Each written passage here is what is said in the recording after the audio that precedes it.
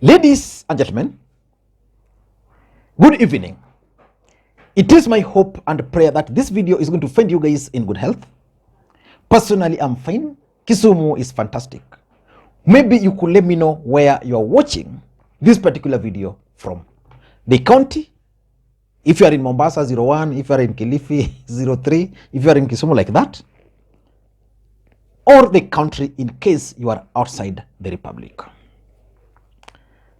Raila Odinga, accompanied by Kalonzo Musyoka and Martha Karua, addressed the media today. And personally, I'm wondering who is advising Raila Odinga. That person, in my view, should be dragged to Kamukunji grounds in Kibra and be given 10 good strokes of cane on the buttocks. I'm saying this because I strongly believe that the same method which has been used before and failed cannot be used again. So Raila Odinga must devise a new strategy. I'm not saying that his latest strategies are bad or the issues he's raising are bad. No, they are good. For example, today Raila Odinga raised about 4 or 5 issues. He raised the issues of extrajudicial killings. William Ruto has been mad in the past few weeks over the disappearance of 2 Indians, while he has never been mad, despite the fact that over thousands and thousands of Kenyans have always disappeared. Ruto seems to be looking for some Indians whom he lost in the middle of the August elections. Those Indians were human beings. They deserve to live, and we continue to pray for their families and hope that they be found alive and that justice shall be done in their case. But we believe the Indians are not the first to disappear, and they will most certainly not be the last if their past is anything to go by. So, as Mr. Ruto mounts a search for the Indians, whoever and whatever they were to him, we want an equally vigorous search to establish the truth behind their disappearance and death of tens of Kenyans, including the following: Sergeant Kipyegon Kenei, the administration police officer, went missing just when he was supposed to accompany his colleagues to the Directorate of Criminal Investigations to record a statement in the 39.5 billion shillings fake arms probe that involved the office of the Deputy President when Ruto was serving in that capacity. B. Mr. Christopher Koech, who taught at Kaunga Primary School in Mumias, who was later found lying on the side of a road near Shibuli Market with foam in his mouth and was sweating profusely. He was linked to the ICC case. At one time, he was under witness protection and even sought refuge in a neighboring country. Mr. Koech was to travel to The Hague to testify in lawyer Paul Gicheru's ICC case. Meshak Yebei, whose mutilated body was found in Savo National Park, some 600 miles or kilometers from the Eldoret where he had disappeared. Raila Odinga also talked on the issue of Kinoti, which in my view is a very good political tool for Raila Amolo Odinga. That Kinoti issues, in my view, if handled well by Raila Odinga, can actually bring down William Ruto in Meru. One of William Ruto's grudge against George Kinoti and the DCI started way before the elections. Ruto appears to believe that the coming of the UDI regime is a perfect mandate for him to punish the officers he long had a grudge against. We are here to say no. Raila Odinga also talked on the issue of the economy. We are here to make our position clear on some of the pronouncements the Oda regime has made in recent days. We are particularly concerned about the regime's plans to inflict more tax burden on Kenyans to finance some of the outlandish and unrealistic promises they made. And he also mentioned the ghost of Chris Msando, Yebei, Jacob Juma, and others. Then there is the lawyer Paul Ndungu, the last of the ICC witnesses who died last September, probably driving the final nail in the coffin of the ICC case. Finally, there is Ms. Chris Msando, the IBC IT manager, who was tortured and murdered days to the 2017 election. I cannot finish without mentioning my late friend, Jacob Juma, who was found shot dead in Ngong Highway, and whose to date his death has not been properly concluded. Jacob Juma, before he was killed, had stated those who wanted him dead. But personally, if you ask me, Raila Odinga ought to devise a new strategy moving forward.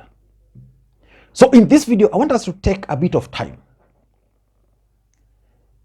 and figure out what Raila Odinga is actually missing, the miss in his strategy. Before we do that, for those who are watching this channel for the first time, I want you to take a second or two, click that subscribe button, so that next time we produce a video like this, YouTube will automatically notify you.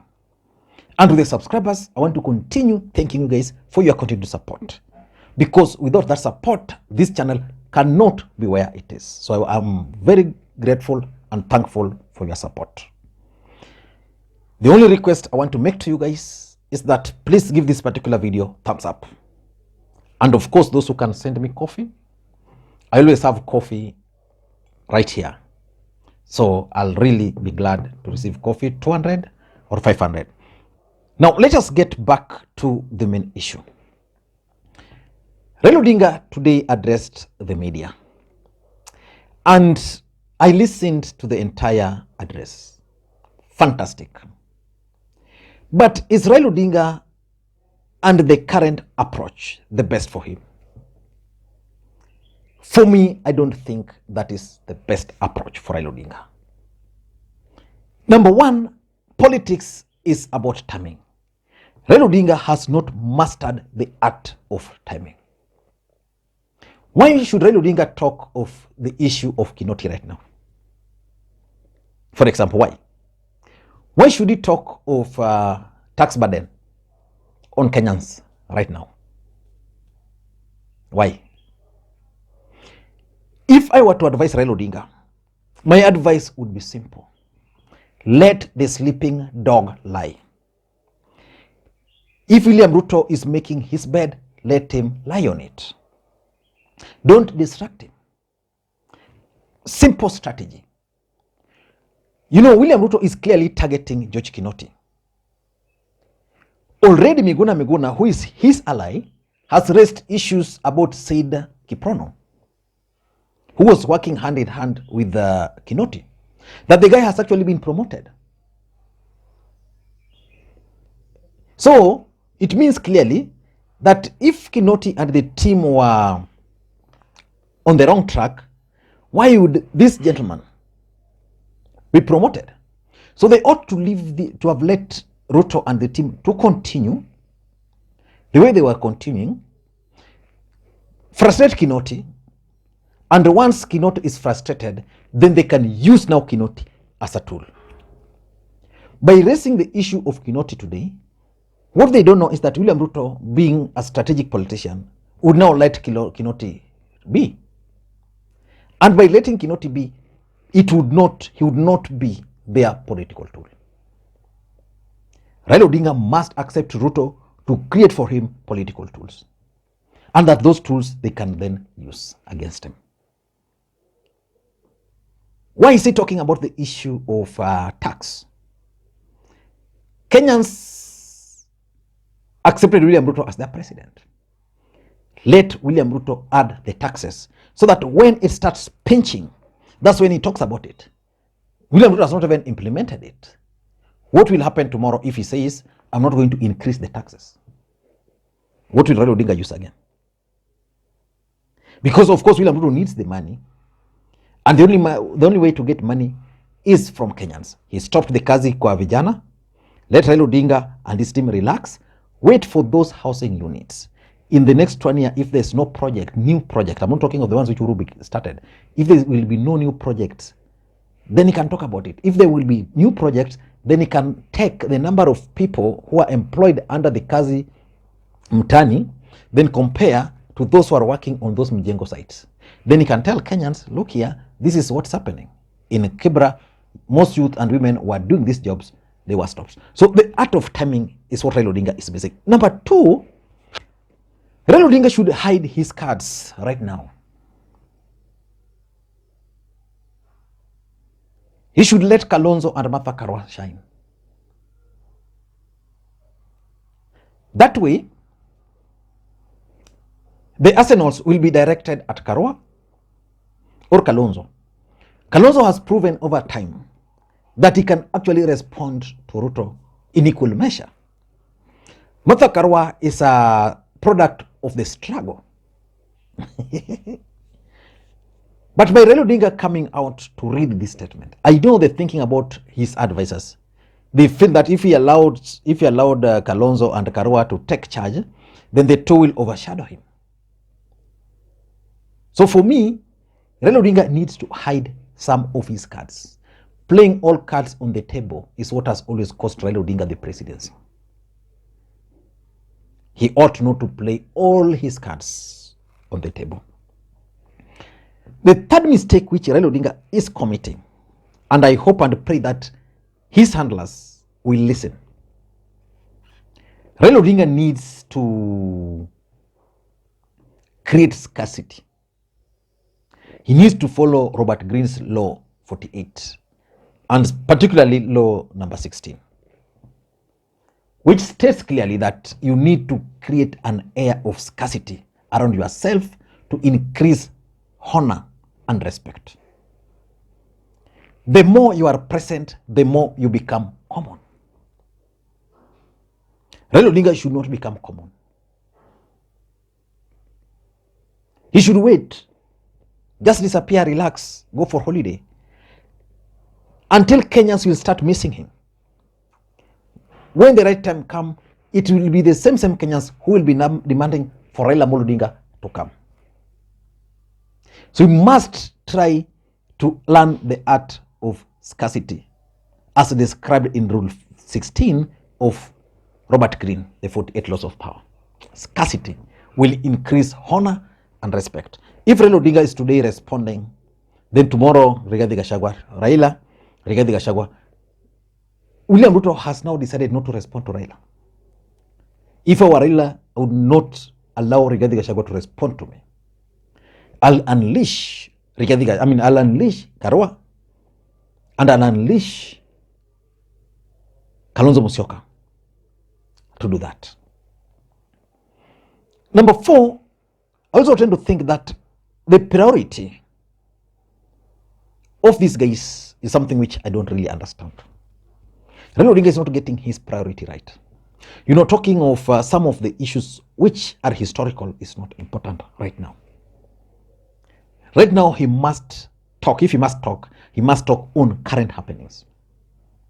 William Ruto yesterday named 51 cabinet secretaries, 13 of them from Kalenjin Nation, another 10 or 12 from the Kikuyu Nation, the rest shared amongst Kenyans.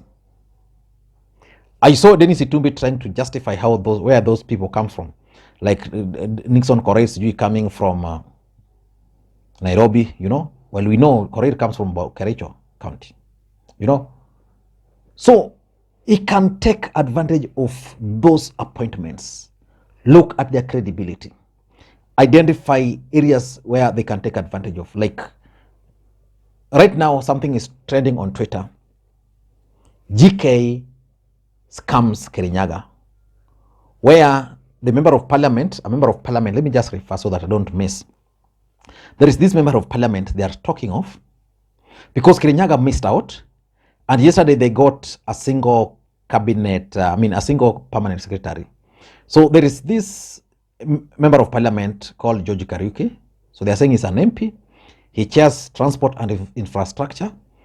Number 3, Scholar Nyawira, the sister, was nominated in Kirinyaga. The other sister, Anne, is nominated in Kiambu. Now the wife, Caroline Nyawira Murage, permanent secretary. So those are some of the issues they should be keen on. I saw the name of Muhati, James Muhati, who was implicated at some point. Remember when Chris Msando was eliminated, James Muhati was the guy who took over the ICT department. So probably he's been rewarded. So those are some of the things they can actually highlight. Current issues. There is serious hunger in the country. Why can't they just organize? Why can't Raila Odinga and the team organize a trip to Turkana with 4 or 5 lorries of maize and give to people there a few bowsers of water? He can get that. Why can't he do that? So that he can expose this government. The other day I saw Rigathi Gachagua as a deputy president raising funds for famine. How can a president do that? A deputy president do that? Someone who is in government. There is the issue of tax which he talked about. He can raise that issue because it's current, but raising it would mean William Ruto would not implement it. I don't know what to think, but maybe I'm looking at things from a different perspective. I strongly believe that if Raila Odinga and his Azimio brigades were to achieve any meaningful change, then they must change their strategy.